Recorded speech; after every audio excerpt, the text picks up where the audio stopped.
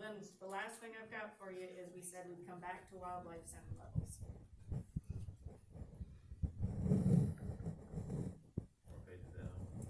Same page 22, the chart.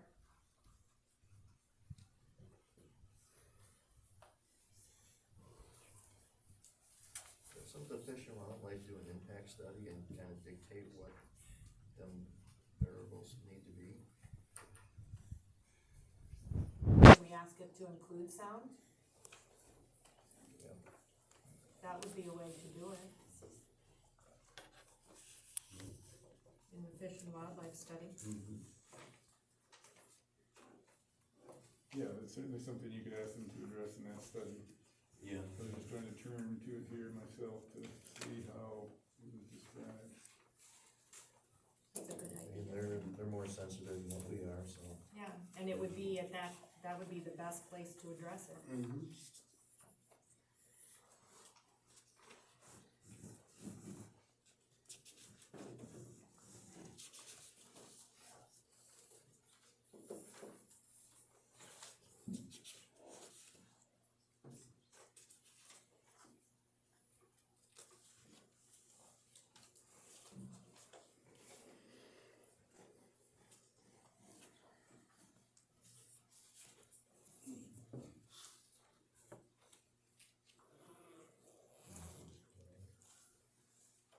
I can't really remember what that impact study involved, but. You gonna add that in someplace, Paul?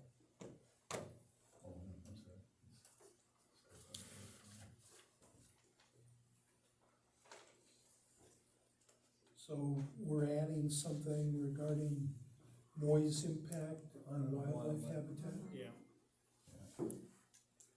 Yeah, it requires it, of course, to study these things, but it doesn't say anything specifically right now about including the impact of noise, so that could be added there. So that's page 12, number 5.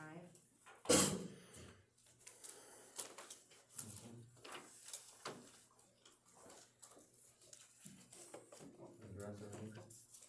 That's all I've got on my list.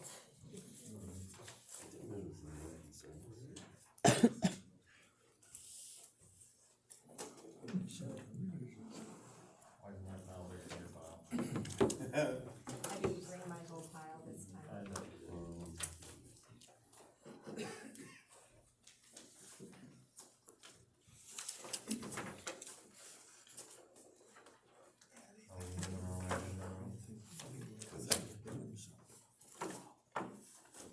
So,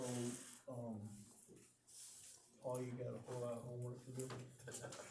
I do, it'll happen before your January meeting.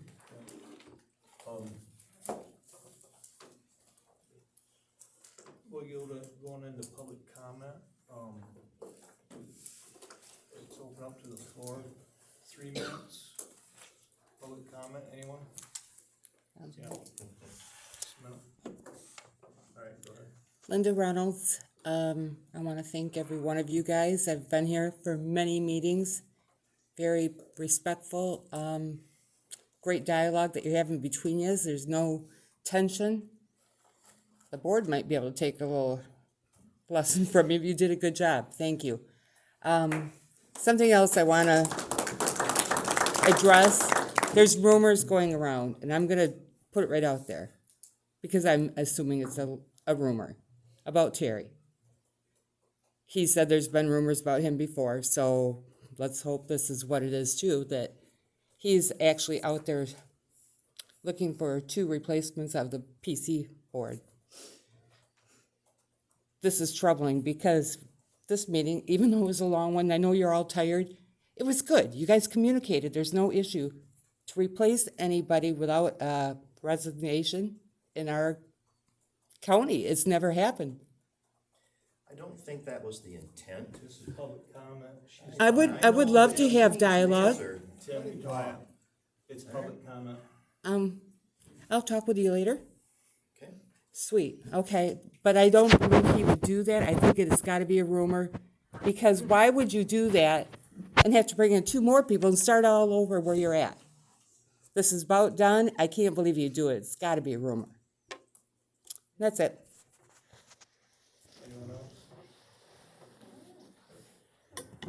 Chris Baldwin, Douglas. I have something written out, but I think I'm gonna save it for the January, but it is not a rumor. Terry's told us that that is his intent, to replace Cindy and Todd. So that is no rumor, unfortunately. And it's sad, it's really sad. You guys have done a great job tonight. Jackie, you've been running some good meetings. And you've been, very cordial, everybody's gotten along. And if they're gonna replace two of the smartest, intelligent people on our PC, just because he is threatened by them, that is really sad. That's all I have to say. Anyone else? Well, I wanted to actually pretty much reiterate that I wanted to thank the PC for their hard work, and in light of the rumor, I wanted to specifically thank you guys publicly. Cindy, you put in hundreds of hours of work on this, and Rick and Todd and Kevin, you've all worked extremely hard. And I also wanted to say that I wasn't able to make the last board meeting, but I have to say I watched the tape and I was totally appalled that Ron, our attorney, for 13 minutes, he criticized the work of this PC.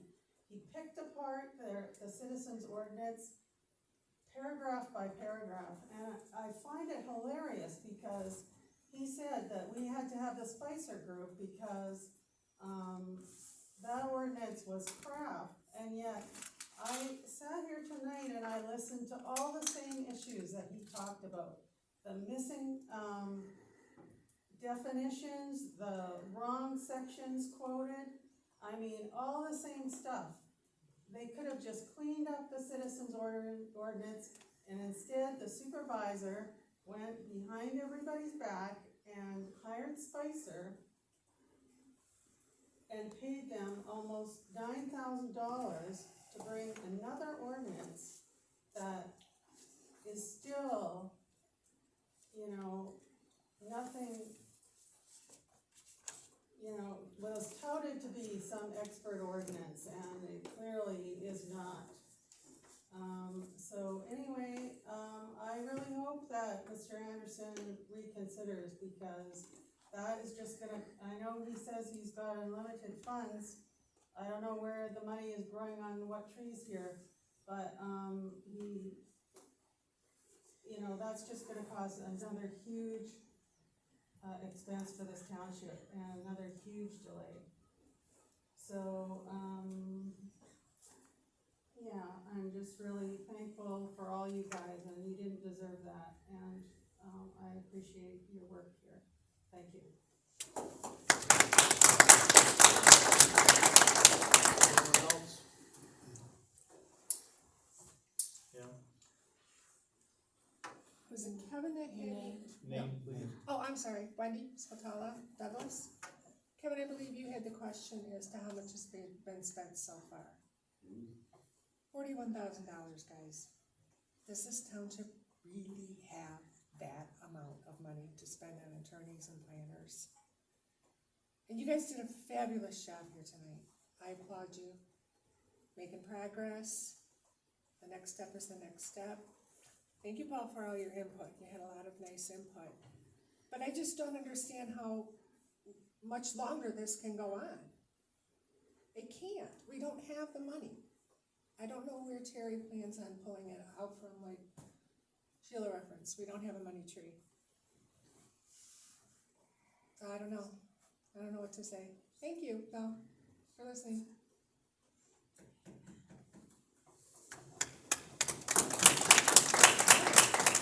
Anyone else? Yeah. Eric Tester, Douglas Township. This has been asked a bunch of times, but I still can't get an answer. Could somebody on the board please ask Ron to give us some examples of where wind companies have came in and challenged local wind ordinance in court and won the challenge? Because every time I look, all I can find is courts say they have to prove 4 points, and 1 point is a need. And I've never found a court case where the courts have overruled a local wind ordinance, and I wish Ron could give us some examples, because that's what a lot of our ordinance is based on, is it legal, is it not legal? So if he could just, if one of you could ask him to give us some examples of where they've overruled local wind ordinance. Thank you. Anyone else? Brady Bunting, Douglas Township. Ron's here tonight. I know at the last board meeting after Ron left, they asked if we had litigation insurance. And Amy said that she'd find out. But I wonder if Ron could address that for us. Anyone else? You done, Brandy? Anyone else? Yep. This is about, Name, please. Kathy Craig, Douglas Township. I also wanna thank everyone tonight for working together so nicely. I know not everyone agrees on that, so it's nice to see. I just wanna quickly touch on setbacks from lakes. In case it comes up again, I'm not sure with the height being, lowered like that, it will, but, the state of Michigan has a document called Protecting Michigan's Inland Lakes, and it's on michigan.gov site. It very specifically lays out that local government officials have flexibility to put setbacks beyond the state minimum standard. So you could do 3 miles, 4 miles from the lake if you wanted to, because you know the area.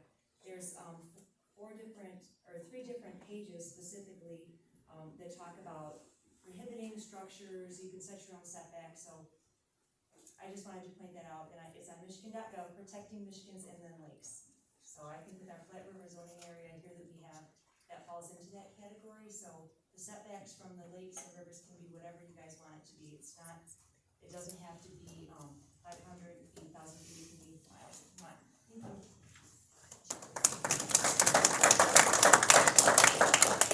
Anyone else? We're gonna close public comment. Our next meeting will be January 26th, 2022. That's our regular scheduled quarterly meeting. Is there a motion to adjourn? I have a question. Actually, like to address it to our lawyer. I've been on this board for 19 years and 3 months.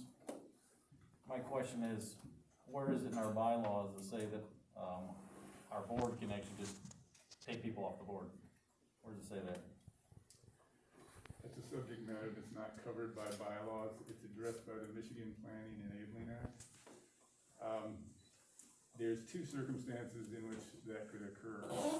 When a planning commissioner reaches the end of its appointed term, usually on 3-year staggered appointments, there's no obligation under the law to reappoint that person at the end of their term of service. They can be replaced for any or no reason at all. What the Planning Enabling Act says about removal during the term is that you can be removed for misfeasance, malfeasance, or nonfeasance upon notice and prior hearing before the board. And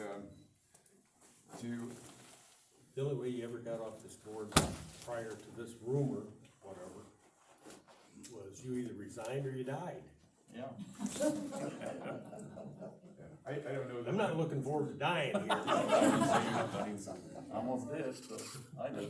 I'm just trying to answer the question. I'm not saying anybody should or shouldn't be removed, but those are the circumstances on which a planning commissioner can be removed. Their term expires and they don't have to be reappointed, or it can be for misfeasance, malfeasance, or nonfeasance in office.